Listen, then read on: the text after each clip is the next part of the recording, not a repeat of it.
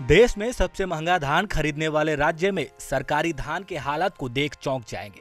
धान के एक एक दाने के लिए संघर्ष करते किसानों की उनके उपजे धान की हालत देख रूह तक कांप जाती है, लेकिन जिम्मेदारों को इससे कोई फर्क नहीं पड़ता है।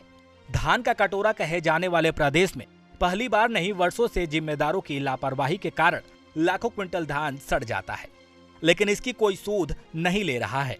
धान सड़ने पर हर साल सवाल उठता है, लेकिन इस साल ये सवाल और भी खास हो गया है, क्योंकि इस साल न सिर्फ सबसे महंगा धान खरीदा गया है, बल्कि धान की रिकॉर्ड खरीदी भी हुई है।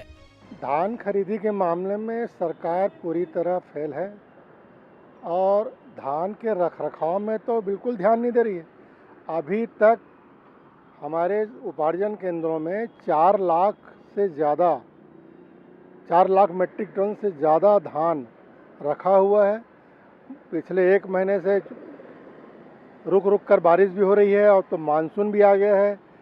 कई बार कैप कवर तालपत्री लगाते हैं, लोग फट जाता है।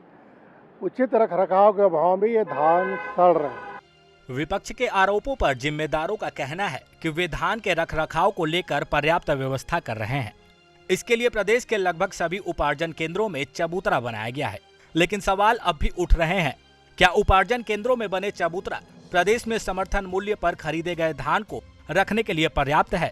अगर हाँ, तो हर साल लाखों क्विंटल धान सड़ क्यों रहे हैं? शासन के द्वारा बहुत अच्छा पहल किया गया है।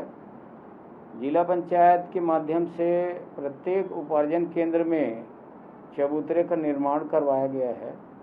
इससे जो बेमौसम बरसात होती थी, जिससे ज़मीन के नीचे का जो छल्ली वाला धान होता था वो खराब होने की संभावना बनी रहती थी, लेकिन चबूतरे का निर्माण हो जाने के कारण से काफ़ी धान जो है नुकसान होने से बचाव हुआ है। छत्तीसगढ़ और यहाँ की अर्थव्यवस्था को करीब से जानने वालों का मानना है कि जब पूरे देश की अर्थव्यवस्था बैठी हुई थी, किसानों ने इसे संभाला था। पिछले 1 दशक में सबसे ज्यादा धान का उत्पादन छत्तीसगढ़ के किसानों ने किया है। यहाँ ज्यादातर किसान आधारित ही उद्योग हैं। बावजूद इसके योजनाबद्ध तरीके से सरकार के अधिकारियों और भ्रष्ट तंत्र हर साल धान की बर्बादी कर रहा है।